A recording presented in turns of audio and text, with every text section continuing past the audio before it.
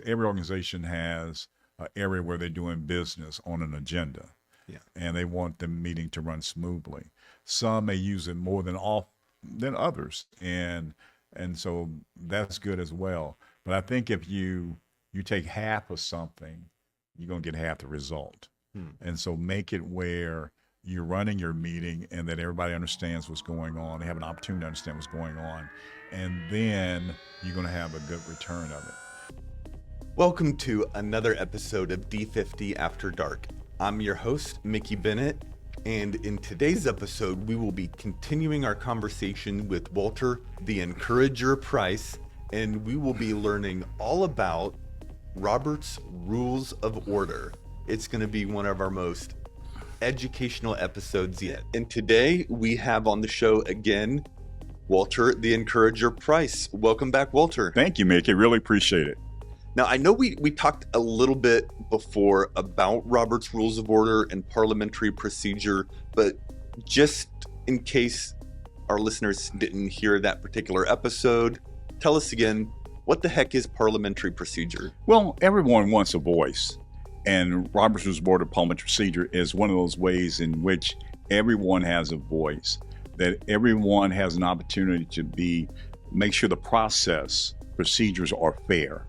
And so that's where Robert's Rules of Order comes in, to make sure everyone has a voice and to make sure everything is done fairly, so no one can fuss and cuss, but rather they say, that meeting was really done well, and I feel good about that. Yeah. So to put it briefly, Robert's Rules of Order is a set of rules of how to run a meeting. How to run a meeting, guidelines of how to run that meeting. And there's a Bible. I'll tell people the Bible. This Robert's Rules of Order book here, this big, thick book, little small book, but it's thick, has everything that you need to know about Robert's Rules of Order. Now, to go to meetings, I have to read all of that book just to go to the meeting. No, you don't have to do that. But if you want to just get in the woods, deep, real detail, get your Harvard education and Cliff Notes, this is a book here. And there are sheets, there's just a one sheeter that you really need to know of how to put a motion on the floor and how to carry that motion. And I believe that every leader should know how to carry a motion through in a meeting. So there's a one-sheeter available. Yes, a one-sheeter. Where would I find that? It's, of course, you can find it. You can Google it at Robert's Rules of Order, but I can also give you a sheet as well of the different motions, laying a motion on the table, how to put a motion into play, a main motion, how to take recess, whether or not the recess is appropriate time during this time, rather requires a second. So I can give you a one-sheeter that has all that information. And again, I can say if people are listening across the world, you can Google it and get that one-sheeter on Robert's Rules of Order. So you only really need one sheet, but if you really like what you see, you can get the big. That really does look like a Bible with thin pages and tiny print. How many pages is that book? Oh, I think it's like 800 pages. An 800 close page to. book. This is 716 here, and the most recent is the 12th edition of Robert's Rules of Order, newly revised. And so you would have everything here, and you can look up different subjects in the area. You say, I don't believe they did that right in that meeting, or I don't believe the city council really did that to discard of that motion. And then you can look that up, and it's going to tell you the different rules regarding that. Well, I'm glad you mentioned the one-sheeter, because I feel like a lot of people would see that and they'd be like, whoa, that's way too much. Yes. I'm out of here. Yes. And I tried to spell that. Don't get lost in the weeds as you talk about. Yeah. Just look at parliamentary procedure is to help facilitate your meeting, not to add on a whole 700 pages or more of your meeting. And once you learn it, it doesn't take long. I tell people probably 10 minutes you can learn from that one sheet of how to run a meeting. And so that's what I would tell individuals. Don't get dismayed, but rather say, we're gonna have a great meeting, and it's going to become one of the best in our organization. Well, I'm sure a lot of people are wondering, why is it called Robert's Rules of Order? Who was Robert? Robert was General Henry Robert. and he was a general in the U.S. Army, and he was a engineer, believe it or not, who came up with Robert's Rules of Order. You would think that an engineer would be more focused on other things related to the technical of objects, but he had gone to different meetings, civic meetings, and gone to church meetings, and said some of these meetings are out of order. And so he started writing on Robert's Rules of Order, and he retired in 1901 from the military, and he began to start writing even more on how you run meetings, the guidelines, the rules of meeting. And so the last 10 years of his life, that's all he did. He was writing on Robert's Rules of Order, and so it was named after him. Robert's Rules of Order. His daughter and his grandson later on, in years after his death, became involved in the Parliamentarians Association, National Parliamentarians Association, and they, continued to. The grandson has continued to help process and be a part of that whole process of making sure that his legacy lives on through this book. Very interesting. So this is an old process. You have a modern, very new, shiny version of it, currently up to date. I got this from some kind of library clearance sale or something. This is Robert's Rules of Order Revised, the classic 1915 edition. So this has been around for a long time, and as you pointed, he retired in 1901, and a bulk of his writings occurred at the beginning of the 20th century. Yeah, well, February 19th, around 1876 is when the first one came out. Wow. And it's still being applied today. It's called the gold standard, really running your meetings. So we're coming up on 150 years of Robert's Rules of Order. Yes. And it's been amended so we can use it today in 2024 and 2025. Yeah. And so again, don't get dismayed. Don't get confused. Don't say it's too much. No, this one sheeter can help you if you're a novice to Robert's Rules of Order. This is so interesting to me, in part because I'm a big fan of American history, the founding fathers, and the American Revolution, and so they didn't have Robert's Rules of Order at the original Constitutional Convention. Did they use some other system?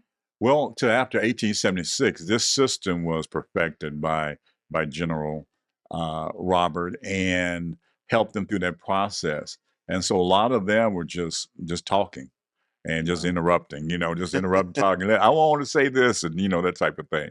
And it can frustrate people because you'll be there forever. And many of your listeners and viewers have been a part of meetings where it's just been frustrating. You say, what in the world? What have I got myself into? Because sometimes people don't utilize like a Robert's Rules of Order. You'll find in most bylaws, it says that we're going to be using Robert's Rules of Order in our meeting. And many times organizations, they fail to do that. A, because they may not know how to do it. Two, they may be doing it wrong. And so there's a lot of conflict. There's a lot of confusion. But if you use it correctly, you're going to have a smooth meeting. I've seen some videos of Congress, and it seems very structured. Yes. They all have like 5 minutes and everything. I've also seen some videos of other governmental bodies, like in the United Kingdom, and it seems like they're all yelling at each other. Yes. So I assume they're not using Robert's Rules of Order. They have some facets of Robert's Rules of Order, but it's incumbent on the chair and presiding officer to make sure that person is guiding that meeting. And that if that person is not doing that, then they're failing the whole system. They're failing the organization, and they're failing the process as well. At times you want people to say things in discussion, in debate, to get it out. But again, there are some rules, even in Congress. They have their own rules, part of their bylaws, where you can't call names of the person speaking and those types of things. You won't find that in Robert's Rules of Order. But Robert's Rules of Order is telling you how to run the meeting. But there are also the bylaws, and the bylaws always supersede Robert's Rules of Order. So your bylaws that you've come up with, you voted on, they're going to always supersede Robert's Rules of Order. Now, some of our listeners at this point may be wondering, okay, I'm not going to serve in Congress. Right. Why do I need to know about Robert's Rules of Order. So who else uses Robert's Rules of Order? The church, churches really? use it. I think the synagogues, they use it as well. Um, and Islamic faiths as well, Jewish faith, Islamic faith. They use those different processes. Well, I've seen it. I've been a part of some of them. And I won't say that all of them use it, but I know some of them adopt when they're doing business. Mhm. Because every organization has an area where they're doing business on an agenda, Yeah. and they want the meeting to run smoothly. Some may use it more than others, and so that's good as well. But I think if you take half of something, you're gonna get half the result. Hmm. And so make it where you're running your meeting and that everybody understands what's going on. They have an opportunity to understand what's going on. And then you're going to have a good return of it. So, how do you put a motion on the floor? The main motion. There's a main motion. I move that we're going to do such and such. And usually people use that terminology. And you have a chair. And I know the individual's going to see something similar to that later on in another episode. But you have a chair, and the chair, the presiding officer, is guiding that meeting. That presiding officer cannot take sides on either way, but they're guiding that meeting. And so, if a person in the audience wants to do something, they have to say, "I move." Get recognized first to the chair and say, "I move that we do such and such." Every motion has to have a second. If you don't have a second, it dies for lack of a second. Hmm. And then so that's kind of like the process of it. So every motion, it has to have a second, it's debatable, it's amendable, and then a majority vote is taken. And you can have discussion as well. You will have discussion on that main motion. So you said a lot of interesting things there. I wanted to just circle back briefly to who uses Robert's Rules of Order real quick. And I think it never occurred to me churches and Yeah, synagogues and all they these have business religious meetings. organizations Yeah, use it. Obviously, political bodies like yeah. city councils and state Hmm. legislatures use it. Business meetings, board Hmm. of directors, they Yes, use Robert's Rules of yes, Order. yes. And relevant to us, Toastmasters. Toastmasters, right, right, right. Toastmasters, theoretically, we use Robert's Rules of Order. It's in the Bylaws. official bylaws of Mhm. That's Toastmasters. correct. That's correct. And we elect our district directors as well, our Yeah, officers based on that yeah. as well. We nominate them, and there's a process of nominating officers, and we vote that whole process. That's all part of Robert's Rules of Order. Now, if depending on what club you're in and whether you've been in like club officer meetings, you may or may not have seen some of this in Toastmasters. But if you've gone to like the district business meeting Hmm. where they elect officers Hmm. and they talk about business and budgets and all that, you definitely will have seen all of this Yes, happen. yes, you will see that. And for individuals that have never been a part of that, it looks foreign. Mhm. Looks like a foreign language to you. But the more you listen, the more you study, you'll say, oh man, this is easy. I could do this. And now have the voice to put a motion on the floor or to nominate someone as well. Yeah. And so you mentioned that you have a chairman, and in Toastmasters, as many of us know, uh, there's always somebody in charge of the meeting at any given moment. That's true. And when we have these in-person meetings, we like shake hands, and someone else takes the lectern, and they're in charge of the meeting for the moment until the end of their speech, Hmm. the end of their table topic, Hmm. whatever it may be. Then they return control to the Toastmaster of the day or the general Hmm. evaluator. That kind of has a feel of a Robert's Rules of Order kind of Hmm. situation to me. Hmm. Chairman or presiding officer. So we say either one, Yeah. whoever's presiding officer. You can, what you're talking about, if the chairman or the presiding officer feels some type of way about that particular motion, Hmm.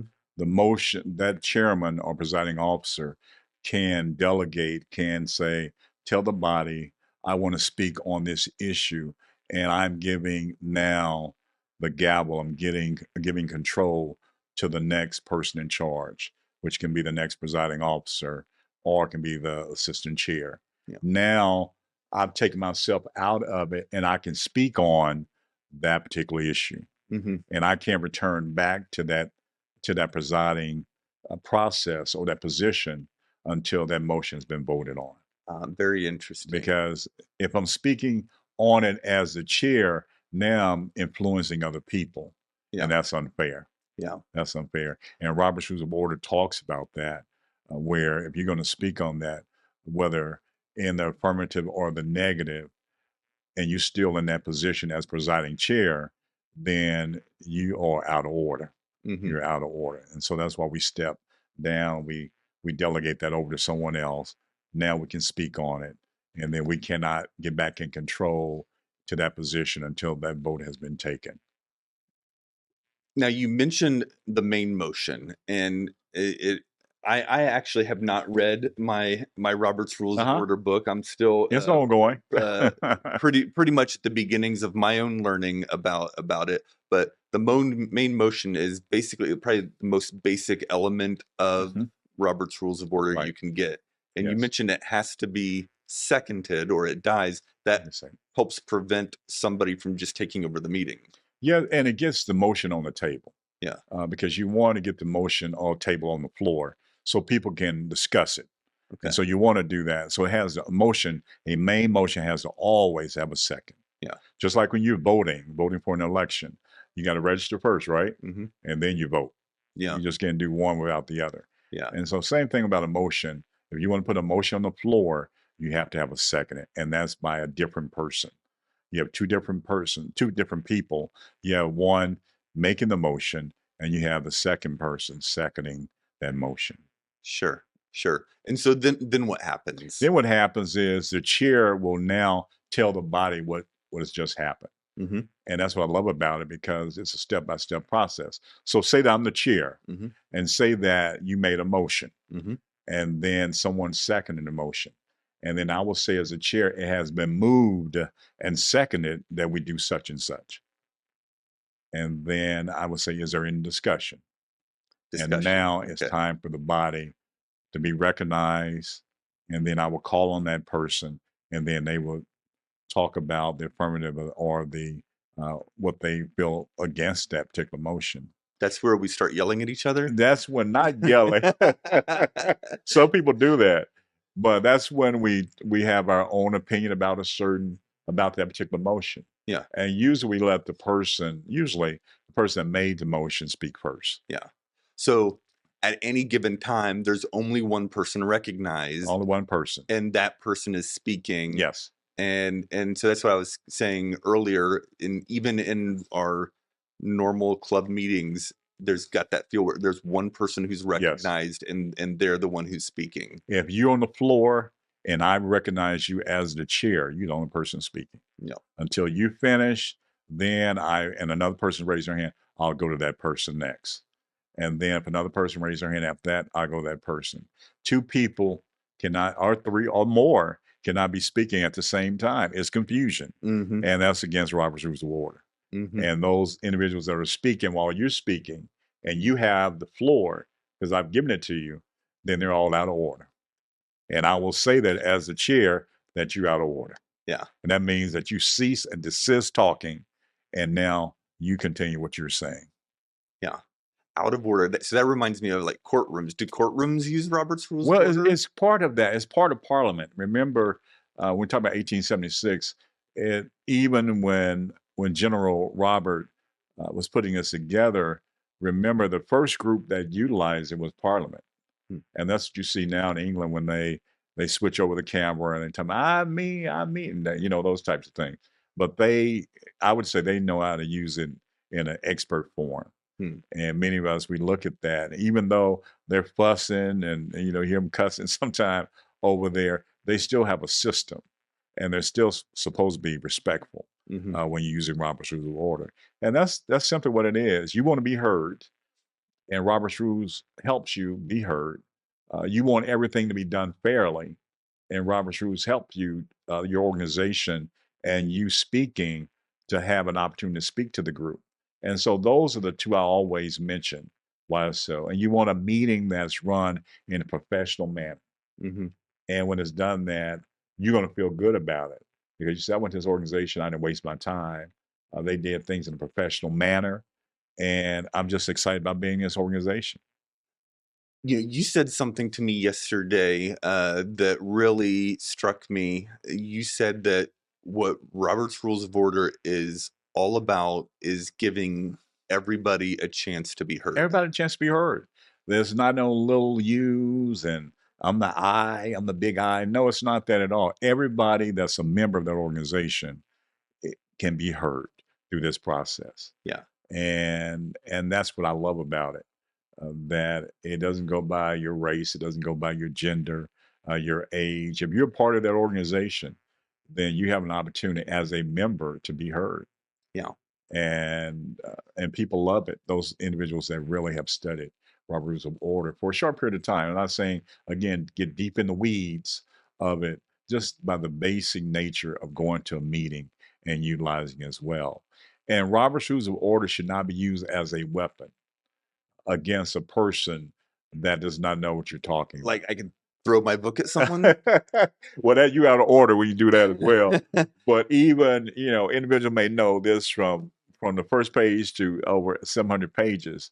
But again, you don't want to do that as a leader. You want to break it down as presiding officer to say, okay, what Jimmy is talking about, and then recite, and then making it so simple that the member that has not even read this book will know what's going on.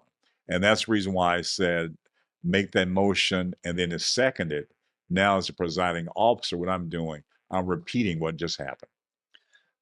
Would it be fair to say that there's the letter of the law or the rules, the 700 plus pages of rules, and then there's the spirit of the law, which the chairman is responsible for making sure we're not going to let people use these rules as a weapon against each other. We're going to just make sure people get heard and finish our business. Well, we use Robert's Rules of Order. We want to use it. Yeah. We don't want to take one drop here and take another drop over here and say, we're going to leave those drops out unless your bylaws say something to that. Yeah. And remember I talked about earlier is that your bylaws, they supersede Robert's Rules of Order. Mm-hmm. Whatever you have in your bylaws, that's what you go by. Yeah. Because that's official document that your organization is a part of. But again, the job of the chairperson or presiding officer, that's why I really try to coach those individuals, because they can make it or they can have a meeting that's just has failed. And it's really up to that leader to set the tone for that organization and for that meeting. Yep. And then when something is, I would say, confusing, then that presiding officer can break it down to everybody. What's just happened, and what they're doing is like calling what just happened. Okay, body, what's just happening? We have a main motion on the floor. It has been seconded, and we're now for discussion. And so that presiding officer is doing that. There's no confusion with the body. It's like a referee. Yeah, you're a facilitator. Yeah. And you're an impartial facilitator as well. So someone makes a motion, it's seconded, we have discussion, and people will get their turn to be heard. Then what happens? Unless someone calls for the previous question. The previous question simply means that they end debate. So when someone calls for that person's been recognized by the chair, and the next words out of that person's mouth, I call the previous question. What the person's saying is that I called end debate. So now we have to vote on whether or not we're going to end debate. So through the whole process, individuals are getting an opportunity to vote on this. So we're voting now whether or not to end debate or not. Okay. And majority will vote whether or not they want to end debate. Now, if they vote and say, no, we don't want to end debate through their majority vote, then they go back to the original main motion and continue to discuss that. But they'll have an opportunity to vote whether or not they want to cut off debate or not. So that's the process. Everybody gets a voice in speaking through their vote, through the whole process. And then once debate is ended, then we vote on the motion? Yes. If the previous question has been called, which means end debate, then I will announce as presiding officer, debate as far as the previous question been called, and we will end debate on this. Are you ready for the question? Those in favor of going to the TLI signify by saying aye. And by the same vote, those opposed of going to the TLI say no. And whatever that sound is, voice sound, then I will announce that. So I'm still announcing. I'm still telling everybody what's going on. And then someone may call division of the House. So division of the House simply means that someone may, in the audience, a member may say division of the House, and they don't have to be recognized. That means that we believe that vote was too close, voice vote. Now we want you, chair, to utilize a different vote, and that vote can be now. When I hear division of the House, I now will say those in favor signify by raise your hand. Okay, put those down. Those opposed signify by raise your hand. Yeah. Or I can say those in favor stand up. So there's different ways that you can vote. Sure. Especially when a person called division of the House feels that the vote was so close verbally, I want to see it. And so that's what you have to call. And those basic things, basic tenets in Robert's Rules of Order. And that one sheeter can help you again. Yeah. So to kind of summarize what we've covered is, and this can be found in the one sheeter. The one sheet is you have somebody who's in charge, the chairman. You have someone make a motion, someone seconds it. You have discussion till it's determined by the group that discussion is over, and then you vote. And keep in mind too, you can amend your motion. Okay. So you can amend the motion. Amendment just simply means change. Okay. And so there's a process of amendment. We're going to vote whether or not we want to amend that motion. So you as a member even get an opportunity to vote on whether or not we want to change that motion or not. Yeah. Yeah. And then if we have discussion and if there's no objection, now we're ready for the vote. Yeah. Yeah. And so then if I propose that we're going to spend $100 on something, and then in the course of the discussion, I realize that's not going to be enough, I could amend it to say, actually, I think we need to spend $200 on that. You can amend it, or another member can amend it as well. Okay.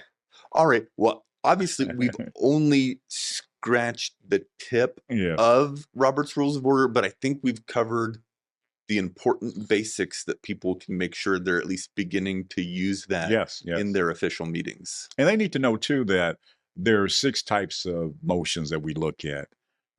We look at, for example, the main motion, the subsidiary motion, the incidental motion we can look at, privileged motions that we look at as well, motion to postpone. We can postpone the meeting or postpone some type of motion that we're going to have, or the motion to table. We can even table motions until next time or to the end of the meeting. So those are different types of motions we have. And then we talk about there are 6 different types of steps. I just talked about the presiding officer as far as being that facilitator, being that impartial person. And so when we talk about 6 steps, when we look at a motion, we look at the motion. We look at part of that motion is a second, what you just talked about. We look at restating the motion, which presiding officers will be doing. Then we look at debate, and then we look at the vote itself, and then finally we look at announcing the vote. That presiding officer, that chairperson, will always have to announce the vote. Don't let people assume. Say, okay, yeah, we heard. Everybody say yes. No, the presiding officer needs to say the ayes have it, and we will spend $200 on our Christmas party. Yeah. Or no, we won't. An aye is just a fancy way of saying yes. Yes. The ayes are, I've heard people say a, you know. I try not to have a and nay saying the same, in the same type of vote. But either ayes, those in favor signify by saying aye, and then say aye, or those not in favor of the motion signify by saying no, and say no. So that's what we do. But again, if you want a visual vote, again, there are other ways of voting as well. And the chairperson or the presiding officer needs to know that. That's why I'm so adamant this particular year that individuals really know the basics of Robert's Rules of Order. Now, you mentioned you're going earlier in our previous conversation that you're going to be providing training for our area directors and division Directors, yes. We're going to be doing training. I think we're going to be doing it in the next week or so. And just the basics. I just want them to understand the basics of Robert's Rules of Order, how to put a motion on the floor for their members, and how to settle that particular motion if you get in your new business, how to just to negotiate that whole process. Again, having the emotion, knowing that emotion has to have a second, knowing that you have discussion, know that it has to be orderly in that discussion, and then that it can be amended or changed, that particular motion. And finally that they need to announce that vote and then announce it. So basic things. If you have something on the table, how do you get it off the table? How do you put it on the table? That particular motion. Well, for those of us who are not area directors this year, if we like to finish our conversations with a call to action. If I want to learn more about parliamentary procedure and I'm not going to be an area director training, what do you recommend people do? They can call me. I'm parliamentarian. I would love to talk to them, whether come out to them or on Zoom. Zoom, we can do a Zoom, get the officers on there or get whomever they want to be on the call and go through some basic things of how to run that particular meeting. I have a lot of individuals, not necessarily in Toastmasters, but other places where they know this particular meeting is going to be a meeting that's going to be fire. It's going to be fire and folks coming to fuss and cuss. And I kind of coach them through that whole process of what they need to do. Because again, it's important that presiding officer knows how to run a meeting. And so we try to teach them how to diffuse those attitudes and some things they need to do and watch those trigger words and all those types of things. But I'll be more than happy for that call to action. And the first thing is really just learn about the basics. I would love for them to go to YouTube. YouTube has a lot of great information. They can look at YouTube and call me as a resource, and we'd love to help them and coach them through that whole process. Great. So we can do a web search for Robert's Rules of Order, one sheet, or we can go get us a copy. Get your book of Robert's Rules of Order. Go to Half Price Books. Go to Barnes and Nobles. They have plenty of those books. Or we can email you, professorspeaks@gmail.com. Yes, professorspeaks@gmail.com, or call me. 469-474-5241. Very cool. All right. Well, Walter, it's been so cool getting into what Robert's Rules of Order actually is, how the basics work. I've learned a lot from you today. And in our next conversation, I want to take a look at some more specific use cases of how we actually use Robert's Rules of Order in Toastmasters. Okay. Awesome. Thank you. And thank you for listening to our episode today. As I mentioned, we're going to have Walter on 2 more times, and we're going to talk more about Robert's Rules of Order, and then we're going to talk about Toastmasters in an educational setting like a college or university. Don't miss our next episode.